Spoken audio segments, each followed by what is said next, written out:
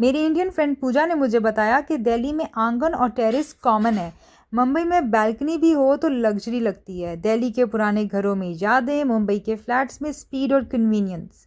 दिल्ली में स्पेस मिलती है, मुंबई में लोकेशन की वैल्यू होती है। दिल्ली के घर रहने जैसा लगता है, जबकि मुंबई के घर सर्वाइव और ग्राइंड जैसा। दिल्ली के पुराने घर कहानियाँ सुनाते हैं, जबकि मुंबई के फ्लैट्स सपने चेस करते हैं। Which reminds me of Lahore and Karachi, क्योंकि लाहौर की वाइब बिल्कुल दिल्ली के जैसी है और ममता ने मुझे बताया कि कराची की वाइब बिल्कुल मुंबई के जैसी है। आपका शहर ज़्यादातर दिल्ली के जैसा है या मुंबई के जैसा? आज सुबह सुबह हम तीनों लड़कियां, मैं, पूजा और हुमा तैयार हो गए उस घर का होम टूर करने के लिए जिसके साथ पूजा मैडम की बहुत सी यादें वाबस्ता हैं। पूजा ने मुझे बहुत ज़्यादा इन्फॉर्मेशन दी दिल्ली और मुंबई के घरों के बारे में। दिल्ली के घर फैमिली वाइब देते हैं, मुंबई के घर हसल वाइब देते हैं। जैसे मुझे लाहौर का और कराची का माहौल अच्छा खासा समझ आता है। दिल्ली में कमरे बड़े होते हैं, मुंबई में हर स्क्वायर किलोमीटर या इंच इंच का हिसाब होता है अपार्टमेंट का। दिल्ली में हवा खुला और पान भी खुला खुला मिलता है, लेकिन मुंबई में सी ब्रीज और वर्टिकल बिल्डिंग्स का हिसाब किताब है। जब हम इस घर में आए तो हमें पता चला था कि ये एक आर्टिस्ट का घर है, इसलिए आपको यहाँ पर जगह जगह खूबसूरत पेंटिंग्स नजर आएंगी। ये घर देखने की चीज़ नहीं है, महसूस करने की जगह है। हर दीवार, हर दरवाज़ा और हर खामोशी अपनी ही एक कहानी रखते हैं। शाम की हल्की हवा, पौधों की खुशबू और ये खामोश बैठक, कुछ सुकून लफ्ज़ों में बयान नहीं हो सकता। लेकिन इस जगह में इतना सुकून था कि आप इसको देख कर भी शायद महसूस ना कर पाएँ, लेकिन अगर आप वहाँ होते तो आप इसको ईज़िली महसूस कर सकते। और ये घर अबैंडन हुआ है। हर घर सिर्फ ईंटों से नहीं बनता, बहुत से घर यादों से बनते हैं और ये वही घर है। कुछ जगह इतनी पुरसुकून होती हैं कि आदमी खुद से मिलने लगता है। इस कुर्सी पर कितनी बातें अधूरी छोड़ दी गई होंगी। ये वही जगह लगती है जहाँ शाम ढलती नहीं बल्कि महसूस होती है। इस कोने में बैठकर दुनिया की आवाज़ कम और दिल की आवाज़ ज़्यादा सुनाई देती है। कभी कभी आपका दिल करता है कि आप एक कोने में बैठ के सिर्फ सोचते रहो, या सिर्फ एक बैल्कनी की ठंडी हवा और थोड़ी सी खामोशी आपको ज़िंदगी में चाहिए होती है। यहाँ बैठकर मुझे ऐसा लगा था जैसे वक्त वाकई ही रुक सा गया है, और ऐसे जैसे कि दुनिया में कोई और टेंशन नहीं है और सब कुछ इस घर के अंदर था। अच्छी वाइब, खामोशी, इमोशंस, हिस्ट्री। इन दीवारों में, इस बैठक में एक अजीब सी आवाज़ थी, अजीब सी खामोशी थी और एक अजीब सी हवा थी जिसमें बहुत पुरानी यादें बसी हुई थी। कभी मुझे ऐसा लग रहा था कि जैसे आपके पुरखों का कोई ताल्लुक़ है इस जगह से। कुछ अजीब सा वाइब था यहाँ पर। हर शाम शायद इस जगह ने किसी न किसी का इंतज़ार किया होगा। यहाँ हर कमरा किसी न किसी कहानी का आखिरी सफ़ा लगता है। इस छत के नीचे कितनी हंसियाँ, कितने आंसू और कितनी दुआएं बसी होंगी। घर बदल जाते हैं लेकिन उनमें गुजरे हुए लम्हे कभी पुराने नहीं होते। कुछ दरवाजे बंद हो जाते हैं मगर उनसे जुड़ी यादें हमेशा खुली रहती हैं। हर कोने में किसी का इंतज़ार महसूस होता है। घर छोड़ना आसान होता है शायद, यकीनन घर छोड़ना वाकई आसान होता है, मगर घर को दिल से निकालना कभी आसान नहीं होता।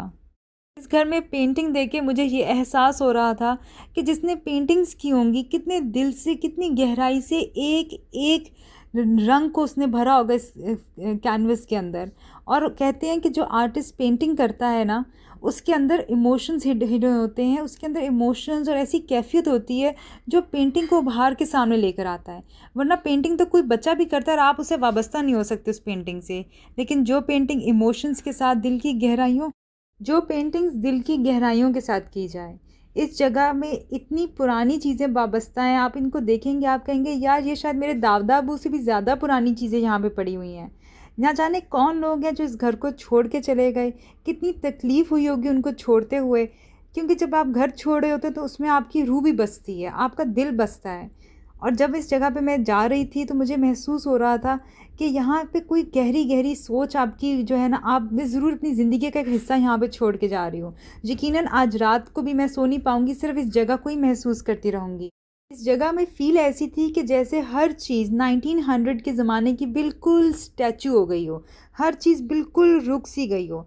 ऐसी कोई चीज़ नहीं थी जहाँ आप बैठ के घंटों घंटों वेट ना करो। ना जाने मैं कितने घंटों इस घर में थी। हम सुबह सुबह गए थे और शाम तक हम इस ही जगह पे बैठे रहे, यहाँ तक कि ना हमारा कुछ खाना खाने को दिल किया, ना इसके अलावा कहीं जाने को दिल किया। खाली कुर्सियों पे भी कितने ही लोग बैठे होंगे इस घर में, और कितने लोगों ने तकलीफ़ से एक-एक वक़्त गुज़ारा होगा जब वो इस घर को छोड़ के जा रहे होंगे। ख़ैर मगर इस जगह से जाना भी था हमने, तो हम घर वापस आए, सोचा कर फिर इस जगह पे आएँगे, क्योंकि अभी भी अधूरा-अधूरापन महसूस होता है। जब घर आए हम लोग फ्रेश हुए, जगह की वाइब बहुत अच्छी थी। हम जिस होटल में ठहरे थे वो होटल भी बहुत अच्छा था।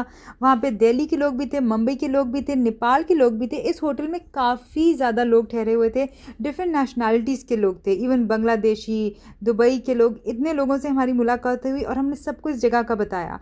ना जाने कितने लोग इस जगह पे गए होंगे, लेकिन इस जगह पे आने के बाद मुझे ये महसूस हुआ कि अगर इस जगह पे मुझे आने का 10 बार भी मौका मिलेगा तो मैं ज़रूर आऊँगी, और अगली दफ़ा मैं वीलॉग नहीं बनाऊँगी, बल्कि स्पेशल हर एक चीज़ को बाकायदा महसूस करूँगी।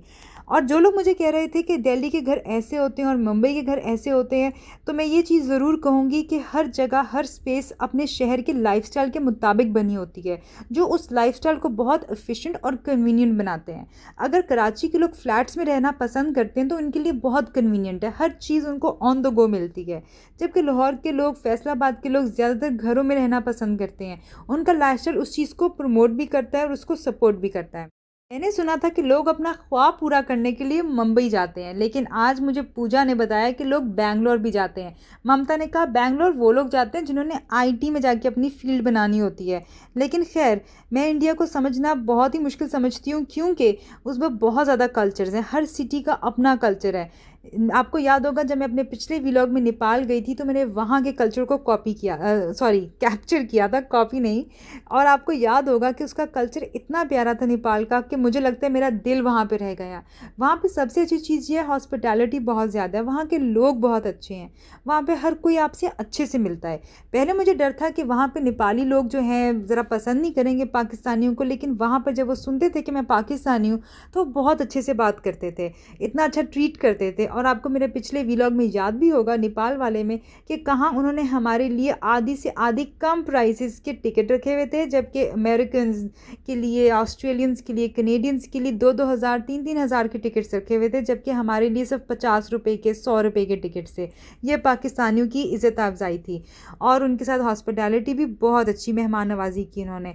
तो नेपाल के बारे में तो मैं कहूँगी मुझे 10 बार भी जाने का मौका मिले तो मैं ज़रूर जाऊँगी। कुछ शहर ऐसे होते हैं कि वो आपके दिल के साथ, आपकी वाइब के साथ बिल्कुल ए बन जाते हैं। नेपाल में कहीं एक जगह ऐसा मेरा एक्सपीरियंस नहीं था जहाँ मैं कहूँ कि भाई हमारा टेस्ट जो है ना खट्टा हो गया, ऐसा कहीं नहीं था। ड्राइवर से लेके, होटल के स्टाफ से लेके, लोगों से लेके, टिकट वाले लोगों से लेके, यहाँ तक कि उनकी इमिग्रेशन के लोग, उनके कस्टम्स के लोग, उनके एयरपोर्ट के लोग, सभी लोग इतने अच्छे थे कि ऐसा लगा था कि आप ड्रीम वर्ल्ड से होकर आए हो। सब मुझे कहते हैं तुम एवरेस्ट को दूर से देख कर आई हो, तुम ना जाने क्या क्या चंद्रगढ़ी की तुमने केबल कार बैठ कर आई हो। मैंने कहा उस सबसे अच्छा वो था जो मैंने वहाँ पे फ़ील किया, बहुत ज़्यादा वेलकम फ़ील किया, बहुत ज़्यादा अपने आप को इंडिपेंडेंट महसूस किया। कहीं मुझे खौफ नहीं था कि कोई लड़का छेड़ेगा या कोई पीछे पड़ जाएगा, चोरी चिकारी होगी, ऐसा कुछ नहीं था। वहाँ पे लोग बहुत ज़्यादा आपको स्पेस देते हैं। जो र्यूमर्स आपने सुने होते हैं इंडिया के बारे में, पाकिस्तान के बारे में, मुझे लगा था शायद वो सब कुछ नेपाल में भी ऐसा ही होगा, लेकिन ऐसा कुछ नहीं था। बात यह है कि इस जगह में लोगों ने इतनी इज़्ज़त अफजाई की, इतनी इज़्ज़त दी और इतनी प्यार से बात की कि मुझे ऐसा लगता है कि आपको एवरेस्ट से भी ज़्यादा जो मेरी सबसे इम्पॉर्टेंट चीज़ थी वो थी वहाँ के लोग बहुत अच्छे थे। और यकीन मानिए, जैसे मैं एक बात कहूँगी, हमारे मुल्क में एक चीज़ बहुत ख़राब है कि लोग घूरते भी हैं और आपका पीछा भी करते हैं पाकिस्तान में, मगर नेपाल में ऐसा कुछ नहीं था। नेपाल में लोगों ने बहुत ज़्यादा हमें स्पेस दी, और सबसे अच्छी चीज़ मुझे वहाँ पे लगी साउथ इंडियन लोगों से मिलना।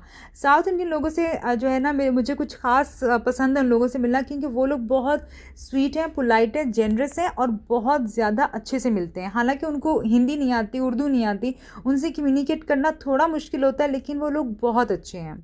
एक चीज़ मेरी सोच से बाहर है कि नेपाल इंडिया कितने करीब है, लेकिन जितने टूरिस्ट मुझे नज़र आए वहाँ पे इंडियंस कम थे, लोकल्स ज़्यादा थे, और पाकिस्तानी भी ज़्यादा बिल्कुल भी नहीं थे। इनफैक्ट आई थिंक कि मैं ही वाहिद वहाँ पे पाकिस्तानी थी। उसके अलावा वहाँ पे न्यूजीलैंड के लोग, ऑस्ट्रेलिया के लोग और बाकी शहर के फॉरेनर्स थे, मगर वहाँ पर हमारे यहाँ से पाकिस्तानी लोग तो बिल्कुल नहीं थे, और इंडियंस क्यों नहीं थे मुझे ये समझ नहीं आती, जबकि इंडिया और नेपाल का बॉर्डर भी सेम है। खैर, मुझे इस जगह पे आके बहुत अच्छा लगा। और आज जिस घर का हमने होम टूर किया, जो दिल्ली के घर के नक्शे पे बना हुआ था, उसने मुझे मेरा बचपन याद दिला दिया। वैसे तो मुंबई आपको हकीकत याद दिला देता है, और दोनों ने एक ही सवाल छोड़ दिया, इंसान घर बनाता है या घर इंसान को बनाता है। अगर आप सिर्फ पैसे से घर नापते हो तो मुंबई जीत गया। अगर यादों से नापते हो तो दिल्ली बहुत आगे है। दिल्ली का घर यादें संभाल के रखता है, जबकि मुंबई का घर जो अपने सपने संभाल के रखता है, आपके ख्वाब संभाल के रखता है, और शायद ज़िंदगी दोनों के बीच में कहीं होती है। एक शहर आपको जगह देता है और दूसरा शहर आपको रफ्तार देता है। अब बताओ, घर वो होता है जहाँ स्पेस हो या जहाँ दिल ठहर जाए। लोग कहते हैं मुंबई, कराची, बेंगलोर ड्रीम सिटी है, लेकिन दिल्ली हो गया, लाहौर हो गया, फैसलाबाद हो गया, ये पुराने घरों में जो सुकून होता है वो स्क्वायर फुट से महंगा है। और जो भी है, घर वहाँ होता है जहाँ आपका दिल बसता है।